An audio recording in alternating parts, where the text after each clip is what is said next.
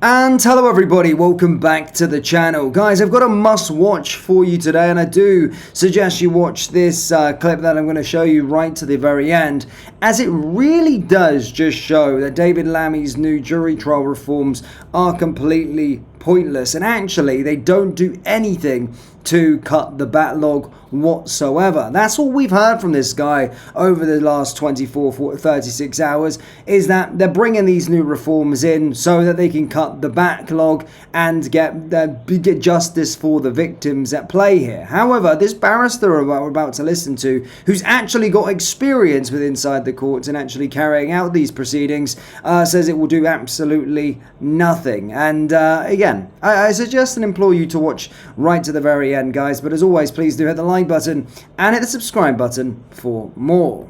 So yeah, as stated, guys, this is utterly damning for David Lammy. A barrister clinically dismantles David Lammy's disgraceful decision to scrap jury trials. It won't even fix the backlog. Let's have a watch. So the question that David Lammy is going to be grappling with today is, where do we draw the line? And it seems very clear now that he's going to move the line for citizens, people watching your programme, as to when they are entitled to trial by jury.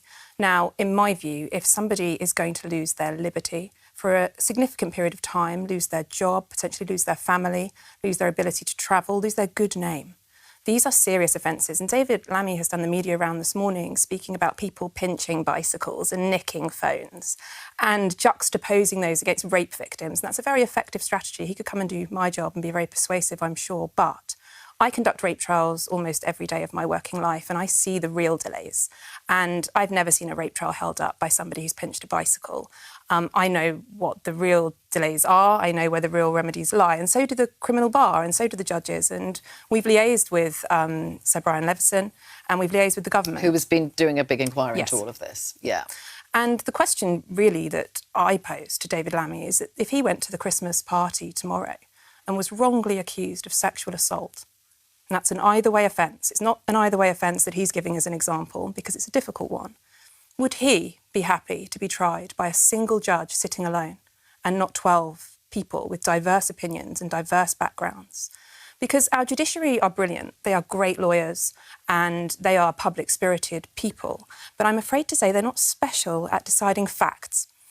If we had a circuit judge in here now to decide who stole what, or who touched who, or who drove the car dangerously, they would be no better equipped than you or I or anyone else on the street to decide. In fact, they might be less well equipped because they will be case hardened. Okay. If you hear your 5th sexual assault of the month, if you hear your 10th death by dangerous driving in 2 years, you would become case hardened. Any one of us would, because they're only human. And so we have an excellent system of dealing with middling to serious criminal offences. This is a misdiagnosis and it's a wrong turn. In terms of the backlog, you obviously know that there's an issue here. You see it every day. Yes. Are there other solutions then that you think exist that the government could bring forward? Yes. David Lammy is missing solutions 1 to 99 and jumping to solution 100. I sit in murder trials and the defendant is being held in custody, and somebody needs to drive a van from the prison to the court, and they don't manage it. They don't manage it on day 1 or day 2. They don't manage it for weeks, and we sit there waiting and time is lost. I sit in courtrooms where we have to send the jury home because the boiler is broken and they're sitting there in hats and scarves and they can't decide the verdict in a trial. We deal with cases where the air conditioning won't work and the cells are too hot to keep human beings in them. And so we waste another day. It is endless. And all this government needs to do is open the wallet, I'm afraid. And you get what you pay for. And we're starting to lose sight of what we are trying to do in our courts. We are not trying to convict as many people as possible, as quickly as possible. We are looking for justice. And we are looking for justice for complainants, that Loda's quite rightly pointed out, but we are looking for justice for defendants as well. We want to get the right people convicted of the right crimes and get the right sentences. Can you see that, so the idea that not having a jury trial could help with the backlog, do you think there's any justification for that? It might shave a day off of a 4-day trial, but it's not going to shave huge amounts of time off. The truth is the evidence still needs to be heard in an open courtroom. The defendant needs to hear the case against him or her. The judge will need to consider the verdict. And at the moment, our courts work twice as hard at the end of a criminal trial. The judge sends the jury out and they are considering their verdict. They are deliberating. and the judge cracks on with the next trial. Under these proposals, the judge will have to go and sit in his or her room and write their reasons out. Some judges are not the quickest at doing things like that, and that will slow things down at the other end. So this is not a magic bullet, this is not the solution, and this is definitively a wrong turn.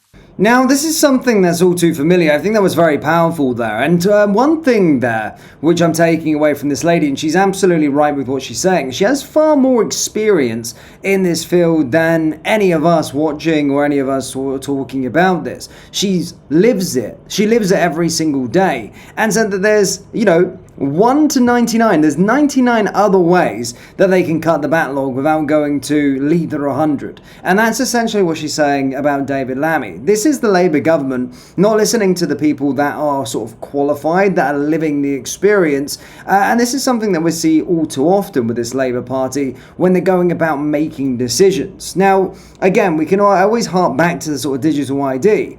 Now, again, majority of the country, or if you look at recent polls, majority of the country want the votes to stop. They want to curb illegal immigration.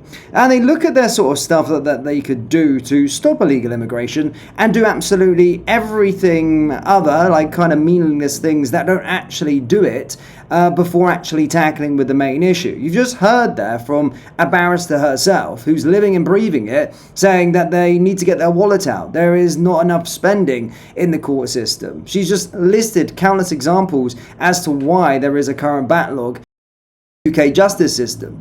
And again, we're just seeing David Lammy and this Labour government go about and do things without actually listening to the people that experience and living and breathing these actual issues on a day-to-day basis. Now, David Lammy is being responsible for, again, cutting hundreds of years of traditions within this country. And again, I don't like the idea. I thought there's a special quote when the sort of Magna Carta came out about it, and that no one will be imprisoned without being judged by their peers. This has lasted for hundreds of years. So why change it now? And I always feel that there's something far sinister, in my personal opinion. And I've said it in previous videos with regard to the Labour government. I think they implement things, they soft launch things, like the Digital ID, like the Online Safety Act, so that they can amend things, do a soft launch into something far sinister later on, when you've got a judge deciding on who gets sentenced. But if you're looking at the whole political spectrum here, again, it's another decision like Digital ID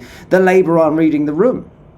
They're not reading the room whatsoever. And again, across the political spectrum, everyone opposes these changes to cut the backlog. Who has been informed on this? Was this in their manifesto pledges? These are the certain things where people are getting irked with this Labour government because they just bring in things that weren't in their manifesto pledges to begin with.